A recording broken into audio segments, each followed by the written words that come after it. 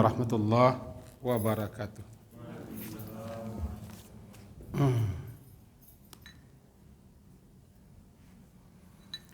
Bismillahirrahmanirrahim. Alhamdulillahirabbil alamin.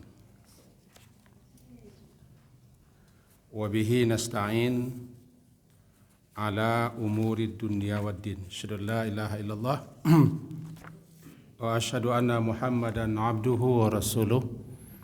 Allahumma salli ala Muhammad wa ala ali Muhammad. A'udzu billahi minasyaitonir rajim. Bismillahirrahmanirrahim. Yutsabbitullahu alladhina amanu bil qawli tsabit fil hayatid dunya wa fil akhirah wa yudhillullahu zalimin wa yaf'alullahu ma yasha. Surat Ibrahim, surat ke-14. Tadi kita baca ayat yang ke-27. Bapak dan ibu-ibu yang berhadir, salah satu daripada kalimah-kalimah atau ucapan-ucapan yang dicintai, disukai dan disenangi oleh Allah untuk kita perbanyak membacanya adalah la ilaha illallah. Ahabul kalam namanya. Ucapan yang paling Allah cintai. Juga afdalul kalam, seutama-utama ucapan. Bahkan juga disebut afdalul dzikri, zikir yang paling utama. Dan seterusnya, yaitu la ilaha illallah. La ilaha illallah, kata para ulama, sesuai dengan apa yang mereka jelaskan dalam kitab-kitab ketika mengurai dan menjelaskan itu, itulah kalimat yang paling agung, paling istimewa, paling tinggi, paling mulia. Lantaran karena kalimat itulah makhluk dicipta.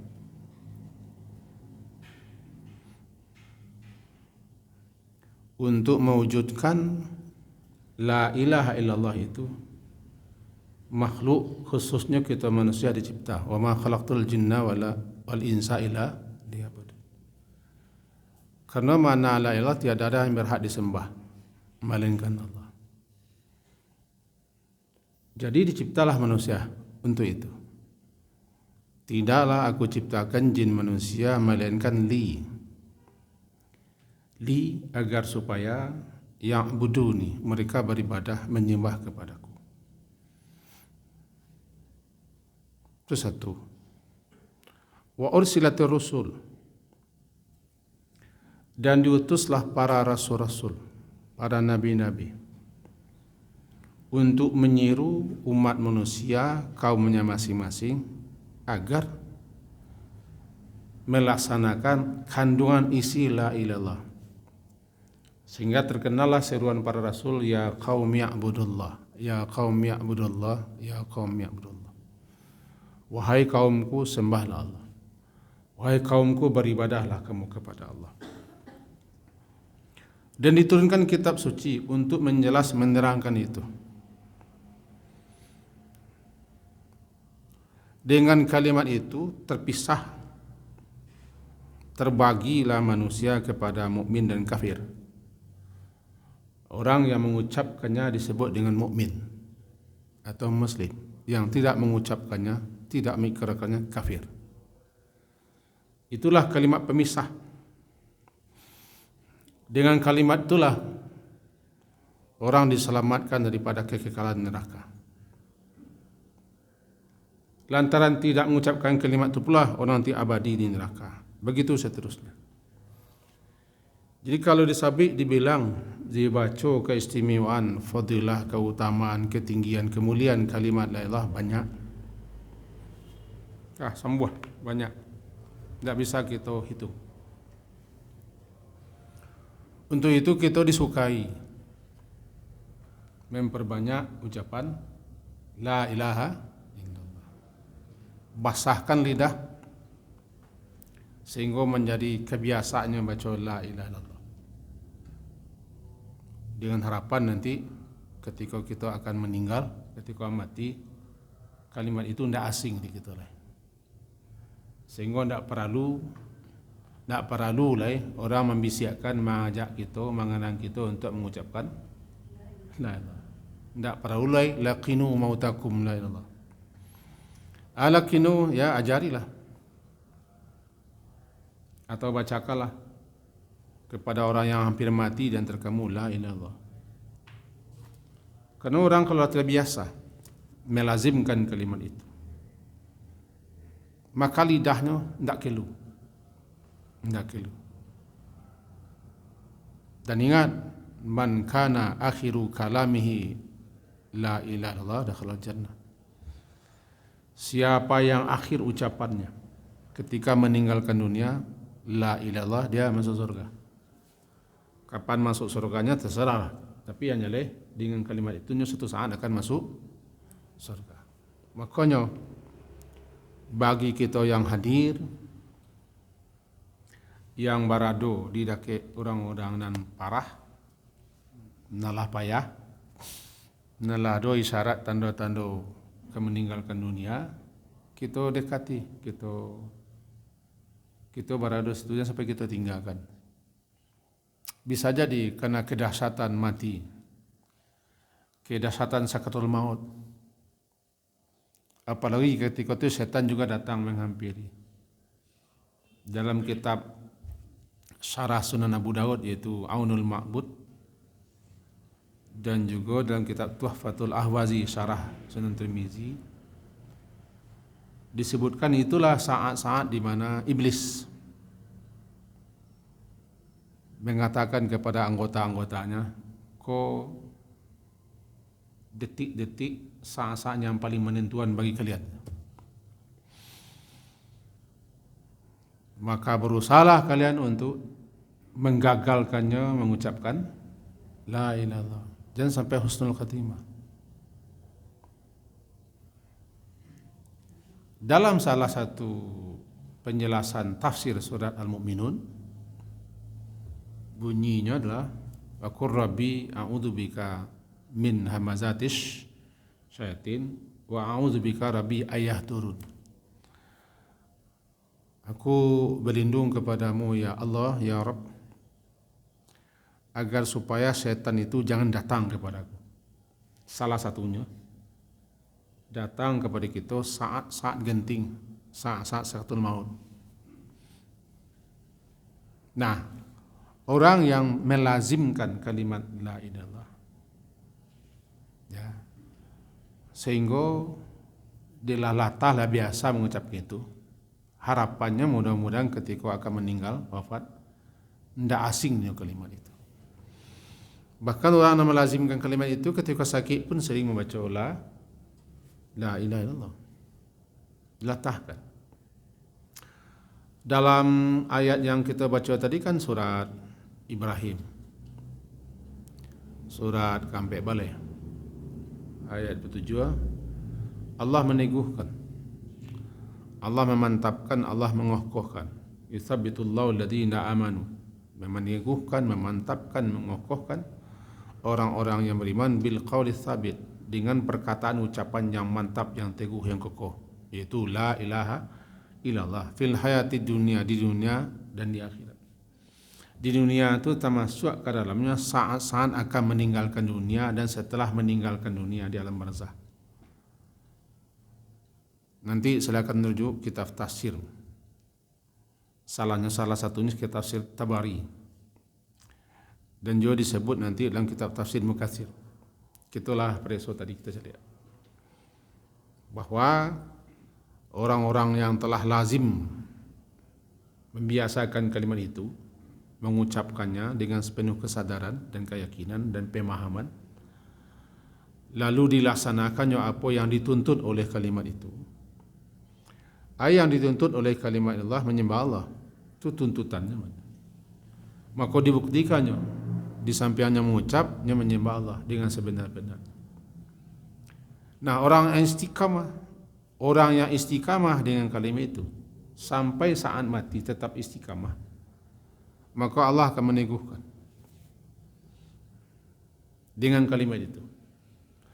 Dalam kitab hadis riwayat Imam Muslim, Imam Ahmad disebutkan, ketika datang malaikat di alam kubur kepada seorang mukmin,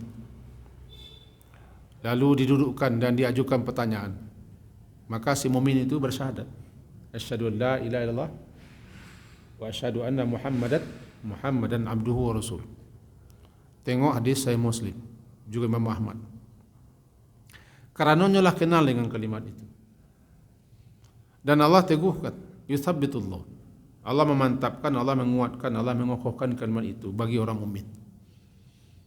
Makanya penting gitu mengenal kalimat itu, mengucapkan, mengikrarkan dan membiasakan menyebutnya, kemudian mengamalkan apa isinya.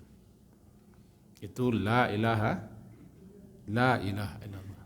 La ilaha illallah. Nah, disebutkan dalam beberapa riwayat, salah satunya dalam kitab Syarah Targhib wa Tarhib, tadi pun kita sempat lihat,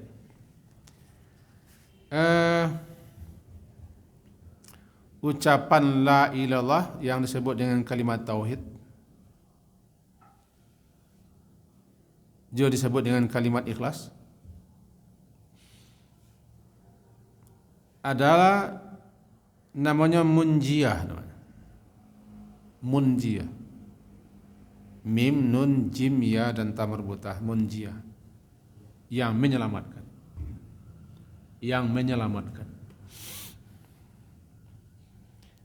Baik di dunia, di saat kematian, di alam barzah, di alam kubur, di akhirat. Kalimat itulah yang munjiyah, menyelamatkan. Maka kasihnya kalimat itu menyelamatkan di dunia. Siapapun yang mengucapkan kalimat itu terpelihara darahnya.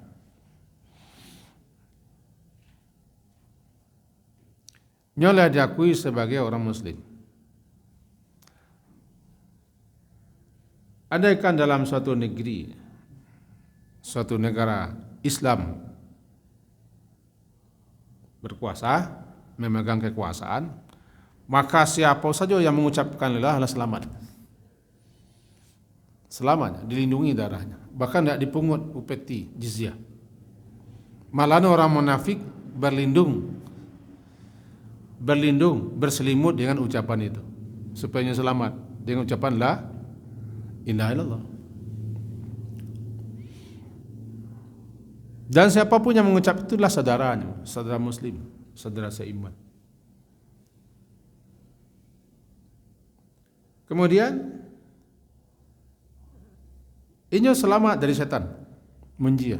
Ketika setan datang menggoda mempengaruhinya, saat-saat genting ketika sakaratul maut, selamatnya. Karena setan takut dengan kalimat dari Allah. Dalam penjelasannya, ketika azan dikumandangkan dalam hadis riwayat Imam Muslim dan syarahannya, kan setan lari.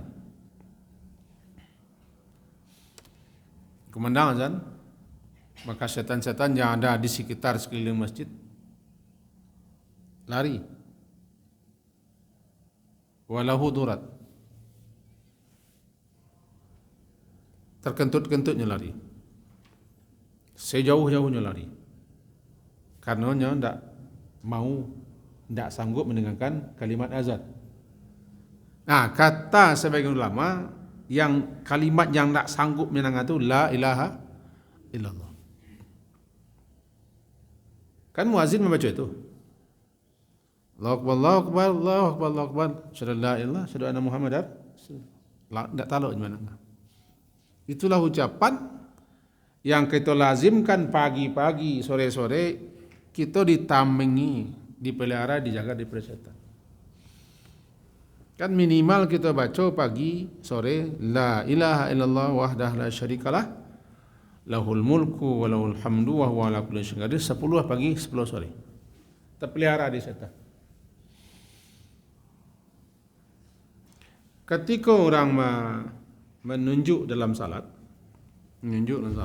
tayatu, kita kutip hadisnya, hadis dari Imam Ahmad. Itu An-Nafi'. Dia berkata, Kana Abdullah bin Umar radhiyallahu anhuma. Abdullah bin Umar atau Ibnu Umar, anak Umar bin Khattab. Idza jalasa fi shalah, ketika duduk dalam salat untuk tasyahud, wada'a yadayhi ala rukbatayhi, dia letakkan dua tangannya di atas dua lututnya. Wa asyara bi isba'ihi, lalu dia menunjuk dua tangannya. Kan gitu kan? Tangan. Wa atba'aha basarahu, tunjuknya itu diikuti oleh pandang matanya. Kita kalau duduk tayatu, duduk tasyahud kan menunjuk, pandang mata ke situ. Tak maduk ke situ doh. Kawan kadang-kadang maduk mana ke situ. Maduk ni. Sehingga tak kaki bulat. Pandang mata ke situ. Fa'atba'aha basarahu. Summa qala. Kemudian Ibnu Umar berkata, Qala Rasulullah sallallahu alaihi wasallam, bersabda Rasulullah sallallahu alaihi wasallam katanya, lahia, sungguh dianya telunjuk ini ketika menunjuk saat membaca la ilaha illallah, asyaddu ala syaitan, asyaddu, berat, lebih sangat berat bagi setan, keras bagi setan, minal hadid, daripada besi. Lebih karih di setan telunjuk apa? Daripada besi. Itu yakni sababah ketika menunjuk membaca asyhadu alla ilaha illallah. Karena setan tu takut dengan itu. Sangat takutnya. Sehingga ketika orang mengucapkan la ilaha illallah tu tidak mampir setan. Tidak mampir setan. Di saat kematian pun kalau orang lazim, ketika sakit-sakit membaca, tidak mampu setan. Ketika sedih pun kalau orang baca la ilaha illallah, tidak bisa setan merayunya untuk menempuh cara-cara yang tidak benar.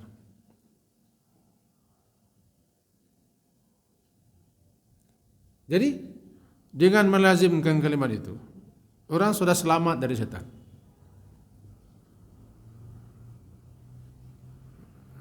Dalam kubur, kan ada nanti namanya su'alul qabri. Su'alul qabri, pertanyaan yang diajukan malaikat dalam kubur.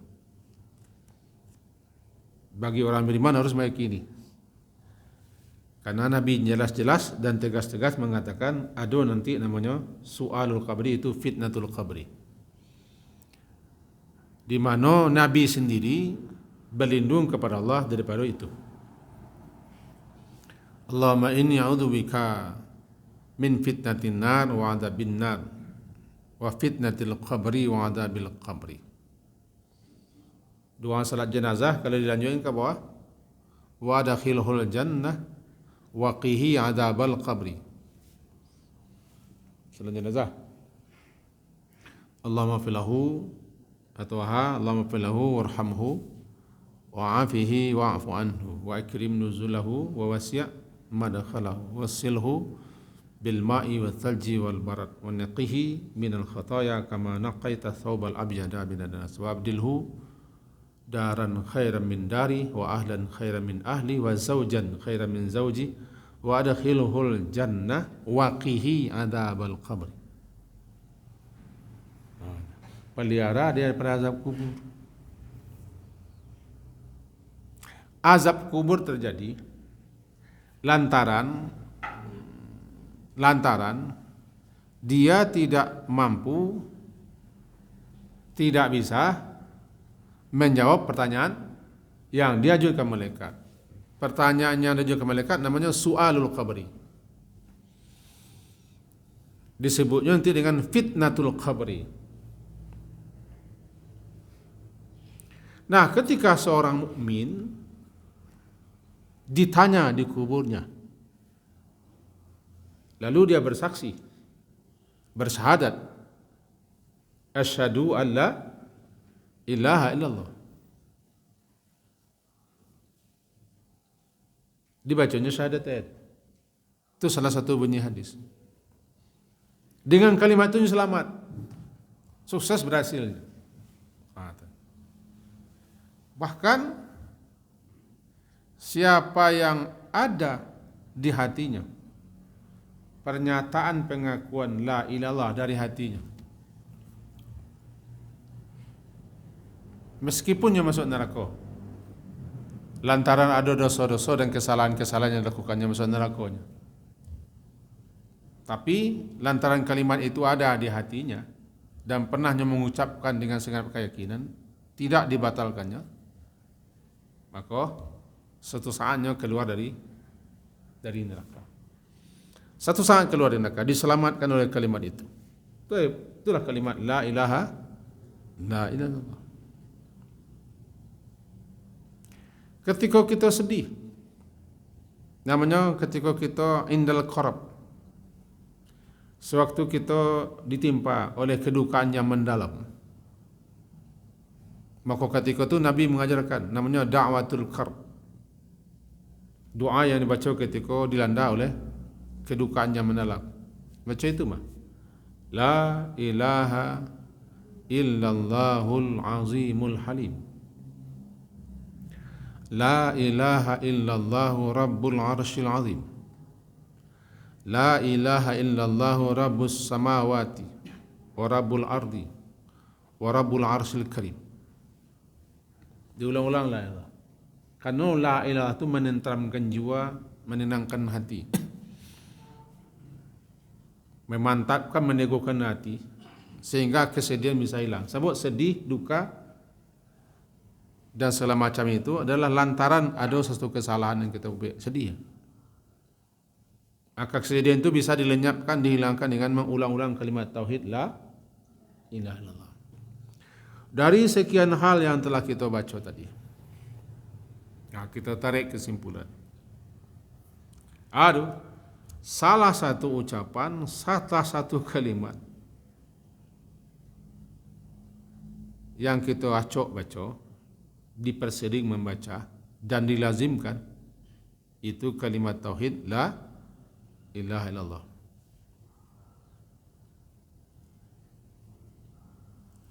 Yang sering pula nama dengan tahlil. Cuman caranya tentu dengan cara yang benar lah.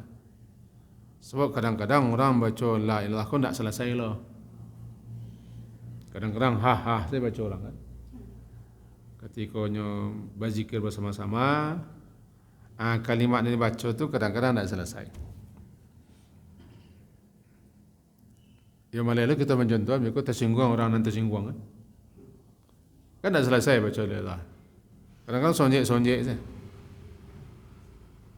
Nak jalan? Tak jalan. Kalimat tu jalan mah. La ilaha illallah. La ilaha illallah. Perbanyak membaca kalimat itu. Itulah kalimat yang tak perlu dibatasi bara banyak. Bara taluk pupuh. Bara sanggup baca. Minimal kita baca la ilaha illallah. Kalau bisa panjangnya rencak la ilaha illallah wahdahu la syarikalah lahul mulku wa lahul hamdu wa huwa ala kulli syai'in qadir. Bisa kalau dibaca panjang, rencak sangat. Tak mau panjang-panjang, pendek-pendek. Apa itu dalam hadis panjang? Hadis dalam kitab Sahih Muslim, Sahih Bukhari Muslim, dari Abu Hurairah radhiyallahu anhu anin Nabi sallallahu alaihi wasallam qal man qala la ilaha illallah wahdahu la syarikalah, siapa yang mengucapkan la ilaha illallah wahdahu la syarikalah, lahul mulku wa lahul hamdu wa huwa ala kulli syai'in qadir, fi yaumin, dalam suatu hari, dalam satu hari, mi'ah marrah, 100 kali, kanat lahu, dia mendapatkan ganjaran sama dengan memerdekakan budak 10 orang. Kutiba, dicatat, ditulis untuknya 100 hasanah, 100 kebaikan. Muhiya anhu mi'ah say'ah, dihapuskan daripada si pengucapnya 100 kesalahan. Dipelihara, dijaga, dilindungi dia daripada syaitan. Kalimat itu paling tidak 10 kali, sebagaimana hadis lain. 10 kali, pagi 10, sore 10. Berarti kitalah menamengi, membentengi diri kita daripada syaitan, daripada musuh kita, syaitan. Itulah di antara keistimewaan kalimat la ilaha illallah. Dalam sebuah hadis, kita ambil siku hadis, bunyinya dari Abi Hurairah radhiyallahu anhu, qala Rasulullah sallallahu alaihi wasallam, ma qala abdun la ilaha illallah qattu mukhlisan illa futihat lahu abwabus sama hatta tufdiya ilal arsh majtanabal kabair. Hadis riwayat Imam Tirmizi. Bisa dijumpai dalam kitab Targhib wa Tarhib oleh Al-Hafiz Al-Munziri, salah satunya, dalam kitab zikir. Dalam syarahannya kita baca dan juga kita kutip syarahannya. Tidaklah seorang hamba, maqala abdun, tidaklah seorang hamba kita mengucapkan la ilaha illallah dengan sepenuh keyakinan, sepenuh hati, ikhlas, dan dengan segenap pemahaman. Karena orang membaca la ilah yang paham, yang mengerti, berbeda dengan yang tak paham, tak mengerti. Berbeda. Jadi maqala abdun la ilallah, tidaklah seorang hamba mengucapkan la ilallah mukhlis, dengan sepenuh keikhlasan, illa futihat lahu abwabus sama, melainkan dibuka baginya pintu-pintu langit, hatta tufdiya, hingga sampailah kepada arash, hatta tufdiya ilal arash majtanabal kabair, selagi orang itu menjauhi dosa-dosa besar. Penjelasan ulama kita baca. Makasih mukhlisan, tidaklah seorang hamba mengucapkan la ilallah mukhlis, ikhlas, tidak ria, tidak sum'ah. Ria ingin melihat dan ingin memperlihatkan dan ingin dilihat. Sum'ah ingin didengar sehingga diperdengar-dengarkan. Kalau bahasa kini viral, ingin viral. Salah satu kecanduan kini kan kecanduan sebagian orang itu memviralkan mengasih kata itu. Termasuk beribadah pun, membaca Quran pun, berzikir pun, kadang-kadang orang suka viral di selfie. Kadang-kadang ditulis di chattingan, alhamdulillah kita sudah selesai berdoa, berzikir atau berselawat. Alangkah sejuknya, alangkah damainya hati. Yang paling tahu makasihnya keninyo. Itu nak menurut. Tapi tujuan orang memviralkan itu pasti ada tujuan. Apakah untuk mengajak orang, atau agar orang nanti lagi tahu, atau memang ada makasih lain. Jadi yang mukhlisan, siapa saja seorang hamba yang mengucapkan la ilaha, mukhlis, ikhlas, tidak ria dan tidak pamer, tidak ingin memperdengar-dengarkan dan tidak inginnya, motivasinya tidak inginnya orang tahu. Kok tahu orang itu kebal, mukhlis. dibukakan futihat lahu abwabus sama, futihat anan futihat, dibukakan, ya dibukakan untuk ucapan itu. Ai futihat li hadzal kalam awil qaul, dibukakan pintu-pintu langit untuk ucapan dan perkataan itu.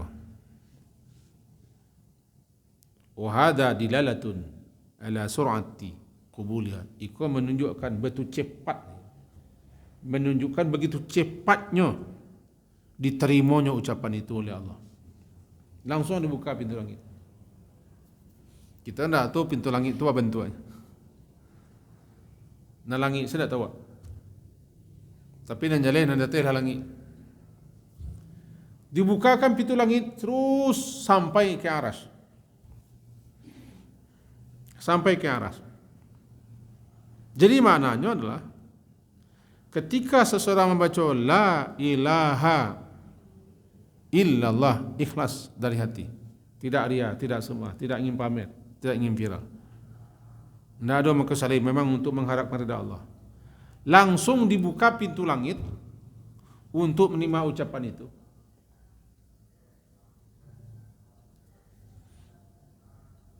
Terus menuju aras.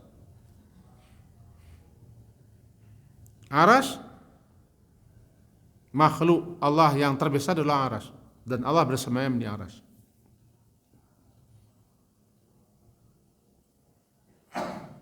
Atas, tidak mungkin lo kita jalan aras ini.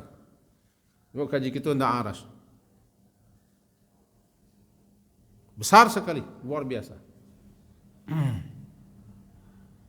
menembus aras. Iko menunjukkan betapa mulia kalimat itu. Tidak ada nama ambil, tidak ada nama lain langsung kata. Nya naik seorang kata. Sehingga dalam surah Fatir dikatakan itu yas'adu namanya, langsung naik kalimat itu. Termasuk misalnya ucapan salah seorang sahabat, Allahu akbar kabira walhamdulillahi katsira subhanallahi bukratan wa asila, dibuka pintu-pintu langit. Makasih dibuka pintu langit, begitu cepatnya kalimat itu diterima. Setiap kali kita mengucapkan la ilallah atau zikir-zikir lain, kalau sekali la ilallah, langsung dibuka pintu-pintu langit dan diterima oleh Allah. Kenapa Allah terima? Karena pembacanya ikhlas. Allah paling tahu siapa yang ikhlas, siapa yang tidak ikhlas, siapa yang ria, siapa yang pamer, siapa yang cari muka, siapa yang ingin dikatakan orang bagaimana begini. Allah Maha tahu, alimum bidzatis sudur. Kalau ikhlas, jika ikhlas, langsung diterima oleh Allah dan diberi ganjaran pahala dan dicatat dengan ganjaran yang berlipat ganda. Dengan catatan majtanabal kabair, selama si pengucapnya menjauhi dosa-dosa besar. Kalau hanya mengucapkan kalimat itu, tapi nya masih melakukan dosa besar, tidak? Ya kan? Selamanya lain tidak berdosa gadang, nya ucapkan kalimat itu.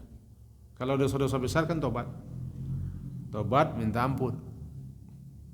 Nah, ketika orang-orang membaca la ilallah, dia tidak diliputi oleh dosa-dosa besar, bisa jadikan Allah tobat dan istighfar, dibacanya itu dengan ikhlas, langsung naik ke atas. Itulah keistimewaan la ilaha illallah. La ilaha illallah. Jadi sebagaimana kita sabut tadi, untuk itu di antara ucapan-ucapan nan akan kita lazimi, kita biasakan mengucapkan kalimat adalah kalimat la ilaha. Kalimat la itu.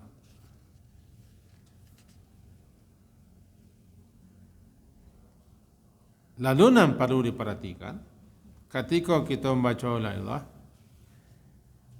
hendaklah kita membacanya jangan sampai bising mengganggu orang, berteriak-teriak sehingga nanti terganggu orang. Karena di masjid banyak orang beribadah, ada orang berdoa, ada berzikir, ada baca Quran, ada salat. Bacalah sekedar terengah di telinga. Kan banyak hadis-hadis yang menjadi itu. Ada orang karya-karya pakai mic badut, nah kita tidak baca itu. Dan orang nak kita baca, dan kita kaji, awak kadang-kadang kan sibuk membaca orang saya. Kami tukang kaji ko kadang-kadang acok mencari kesalahan orang saya. Niko lah salah, niko sase, kau masuk neraka, kau kapi, kau ndak semahdat, kau ndak sekolong. Acok mengaji orang saya. Nah kita nak ngaji orang, kita mencari yang terbaik. Dalam Quran kan dikecekkan, sebutlah nama Tuhanmu dengan merendahkan suara. Dunal jahri minal qaul, tanpa mengeraskan ucapan. Tujuan di karyan apa? Kalau tujuan di karyan untuk mengajar orang boleh ya, melatih murid, membiasakan jamaah boleh ya. Tapi kalau lapik, lah tahu beko nak pada karyan. Kalau tujuannya mengalir nado, disilahkan. Tapi kalau tujuan mengalir itu tidak ada tujuannya, keceknya untuk syiar misalnya, untuk syiar, tidak perlu disiarkan. Buk kalimat itu adalah zikir. Ada adab zikir. Maka ketika kita membaca kalimat itu, kapan saja kita baca, bacalah dengan adabnya, dengan kaifiatnya. Bila kita ucapkan tidak tentu. Sebut kalimat 6 pek atau 5. Tasbih, tahmid, tahlil, takbir, hauqalah, itu kapan saja kita baca di masa saja, asalkan jangan ditampik-tampik terlarang. Silakan bara banyak. Dengan catatan kalimat nan 5 cako atau nan 6 cako tu bukan menggantikan zikirnya lain. Kalau ada zikir lain, tidak digantikannya lah. Zikir lain baca tu. Misalnya, ada zikir-zikir dari ajaran Nabi, kau katunya, kau tampeknya. Itu dibaca. Di luar itu, apa banyak nan 5? Nan 5 cakap kan subhanallah, alhamdulillah, wala ilaha illallah, wala akbar, la hawla wala quwwata billah. Kini kan Allah dulu lagunya. Lagu subhanallah walhamdulillah. Tidak salah lagu opik, tidak salah. Sampai-sampai orang-orang ketika tawaf dan ketika sa'i berdendang-dendang itu, lah tahu saya orang Quran Indonesia. Mau petang balik sini baru kan. Ditampik sa'i dari Safa ke Marwah tu heboh. Paling heboh salah satunya jam Indonesia. Ibu-ibu. Semua dah dapat ramai nyanyinya. Subhanallah walhamdulillah tu. Kari. Ada nalah di pediwan orang pakai. Iko boleh atau tidak kah? Tidak tahu nan jaleh. Dan jaleh iko tidak tahu apa tujuannya. Kalau kita kecil orang bid'ah panggillah orang pun. Jadi hendaknya kita beramal termasuk berzikir, ya sesuailah dengan adab dan tuntunannya. Tujuan kita beramal kan supaya diterima Allah. Gunanya kita beramal, gunanya kita beribadah. Kalau tidak diterima Allah kan panik-panik. Jadi berusahalah amal ibadah kita cukup menurut ketentuannya, adab-adabnya, kaifiatnya, sesuai dengan petunjuk Nabi agar diterima Allah. Dan susah kan panik-panik beribadah, panik-panik beramal, panik-panik berbuat ketaatan, beko tak tolak. Nan tak tolak ko namanya kan mardudah. Nyo ibadah ko ada yang makbulah diterima, ada yang dah ditolak. Mudah-mudahan ada faedah dan manfaatnya untuk ambo dan kita semua dengan mengaji-ngaji masalah-masalah ketik-ketik na rame-rame ko. Bukan ketik-ketik. Kaji kita ndak sampai mendunia na. Ndak sampai menyabui politik kini bahwa keadaan Indonesia kini ndak. Tu biarlah salah kepada ahlinya. Ndak kaji wak mengamen-ngamen ketik-ketik salah. Sebab kita lah banyak dan tak peduli ke dunia, lah banyak peduli ke akhirat. Jadi dikaji masalah politik, masalah ekonomi, masalah Indonesia tahun sekian, tak ada juga gunanya bagi yang itu enggak. Tak ada juga gunanya. Dan para lu yang kita kaji. Sekian diakhiri, subhanakallah bihamdika asyhadu an la ilaha illa anta astaghfiruka wa atubu ilaik. Urang lazat. Oh, okey. Jangan yang lidah. Jangan di depan orang. Dunal jahri minal qauli. Duna tanpa mengeraskan ucapan. Berarti mengucapkan cuma tidak dikeraskan. Terengah telinga bergerak bibir. Okey. Subhanakallah wa bihamdika asyhadu an la ilaha illa anta astaghfiruka wa atubu ilaik. Sallallahu alaihi Muhammadin wa ala alihi sahbihi ajma'in. Alhamdulillah. Assalamualaikum warahmatullahi wabarakatuh.